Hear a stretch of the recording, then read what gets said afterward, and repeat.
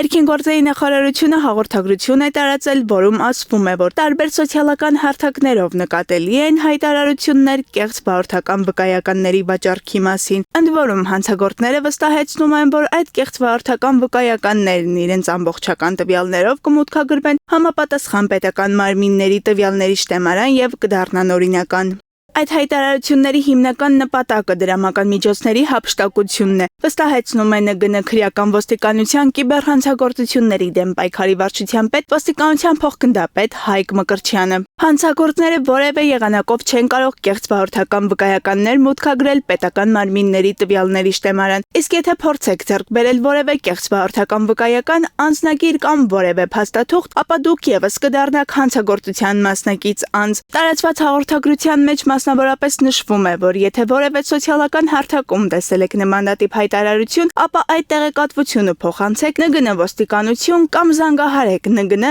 ինտերնետային խարդախություններով թեժ գծի հեռախոսահամարին, որը գործում է աշխատանքային օրերին ժամը 09:00-ից մինչև 18:00։ Հասմիկ Անտոնյան, Սևակ Հովհաննիսյան, Եվրոմեդիա 24։ Ժողովուրդ թերթը գրում է, հայկական սփյուռքի հետ կապերը խզած իշխանությունները 25.5 միլիոն դրամ են հատկացրել 2 շաբաթով Սփյուռքի երիտասարդ առաջնորդներին Հայաստան բերելու համար։ Ժողովուրդ օրաթերթը պետական գնումների կայքից տեղեկացել է, որ ՀՀ վարչապետի աշխատակազմը 25 միլիարդ 597 հազար 065 ՀՀ դրամ արժողությամբ պայմանագիր է կնքել Գևորգյան կոնցեռն ՍՊ-ի հետ եւ ձեռք է բերել միջոցառումների կազմակերպմանն առնչվող ծառայություններ։ Համաձայն պայմանագրի միջոցառումը պետք է կազմակերպվի 2025 թվականի սեպտեմբերի 22-ից հոկտեմբերի 5-ը, որին կմասնակցեն տարբեր երկրներից ժամանած 20-ից 35 տարեկան սփյուռքահայ առնվազն 30 երիտասարդ։ Նրանց համար պետությունը առնվազն 3 աստղանի հյուրանոց պետք է 12 օրով ամրագրի Երևանում եւ Լոռու մարզում, որը Սփյուռքի գործերի գլխավոր հանձնակատարի գրասենյակից առավելագույնը 2 կիլոմետր հեռավորության վրա պետք է լինի։ Ըստ գնումների փաստաթղթի հյուրանոցը պետք է վերանորոգված լինի առնվազն վերջին 5 տարվա ընթացքում, ունենա առնվազն 30 սենյակ, հագեցած հարմարավետ կահավորանքով, առանձնացված լոգասենյակներով, ապահովված լինի մշտական տաք եւ սառը ջրով։ Հատկանշական է, որ Նիկոլ Փաշինյանի իշխանությունը մեկ գնման պայմանագիր է ավելի մանրամասն է կազմում ու հրապարակում, քան օրինակ թե ինչ կետերից են բաղկացած խաղաղության պայմանագիրը։ Բացի այս պայմանագրում չի երևում ինչպես են ընտրելու Սփյուռքում առաջնորդներին, ինչ սկզբունքով են հրավիրվելու, ինչպես է հավասարությունն ապահովվելու։ Հասմիկ Անտոնյան, Սևակ Հովհաննիսյան, Եվրոմեդիա 24։ Միջև ՔՊ ղեկավարը զբաղված է Ադրբեջանի դեմ ՀՀ հայցերից հրաժարվելու հարցով, Ադրբեջանը հաշվարկել է, որ ՀՀ-ի պատճառած վնասը գերազանցում է 11 միլիարդ դոլարը։ Այս մասին իր ֆեյսբուքյան էջում գրել է ՀՀ նախկին ՄԻՊ Արմանդ Հաթոյանը։ Մինչ ՔՊ ղեկավարը զբաղված է Ադրբեջանի դեմ Հայաստանի միջազգային գանգատներից հրաժարվելու հարցով եւ այդ օրինական որոշումն արդարացնելու փորձերով, Ադրբեջանն իր դատավարություններով այս պահին հաշվարկել է, որ Հայաստանի պատճառած նյութական վնասը գերազանցում է 11 միլիարդ ԱՄՆ դոլարը։ Խոսքը նաև տասնյակ հազարավոր միավոր գույքի եւ հարյուրավոր բնակավայրերի համար իրենց հաշվարկված վնասների մասին է։ Միայն այս փաստն արդեն իսկ ցույց է տալիս, որ իրականությունը չի համապատասխանում այն պնդմանը, թե միջազգային գանգատներից կամ պահանջներից հրաժարվում է նաև ադրբեջանական իշխանությունը։ Հասմիկ Անտոնյան, Սևակ Հովհաննիսյան, Եվրոմեդիա 24։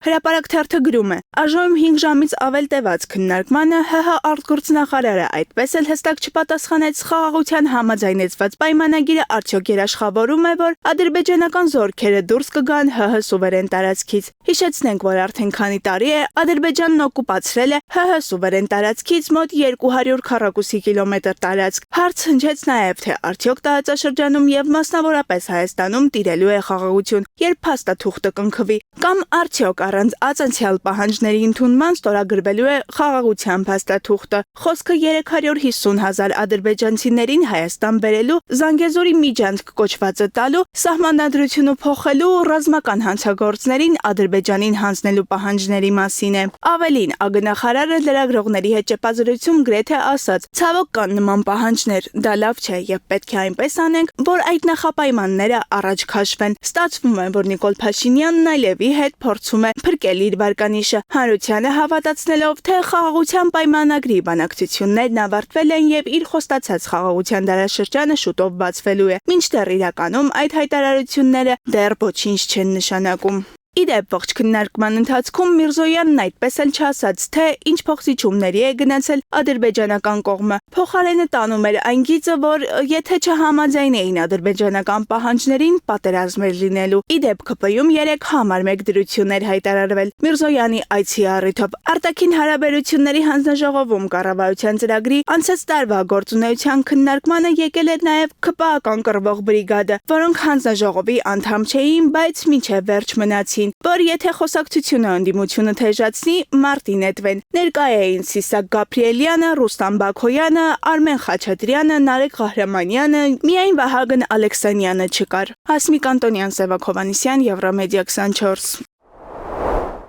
Ռուսաստանը ողջունում է Ադրբեջանի եւ Հայաստանի միջև խաղաղության համաձայնագրի նախագծի տեքստի շուրջ բանակցությունների ավարտը։ Նշված է Ռուսաստանի Դաշնության ԱԳՆ պաշտոնական ներկայացուցիչ Մարիա Զախարովայի մեկնաբանությունում։ Աջակցում ենք հայ-ադրբեջանական հարաբերությունների լիարժեք եւ համապարփակ կարգավորման ուղղված այս կարևոր քայլին, որը նախատեսված է Ռուսաստանի, Ադրբեջանի եւ Հայաստանի ղեկավարների 2020-ից 2022 թվականների եռակողմ պայմանավորվածություններում։ Հաստատում ենք մեր առաջարկը հարթակ տրամադրել Հայաստանի եւ Ադրբեջանի ներկայացուցիչներին հարաբերությունների կարգավորման հարցերի ողջ շրջանակը քննարկելու, ինչպես նաեւ խաղաղության պայմանագիրը ստորագրելու համար, նշված է Ռուսաստանի Դաշնության ԱԳՆ պաշտոնական ներկայացուցչի մեկնաբանությունում։ Հասմիկ Անտոնյան, Սևակ Հովհաննիսյան, Եվրամեդիա 24։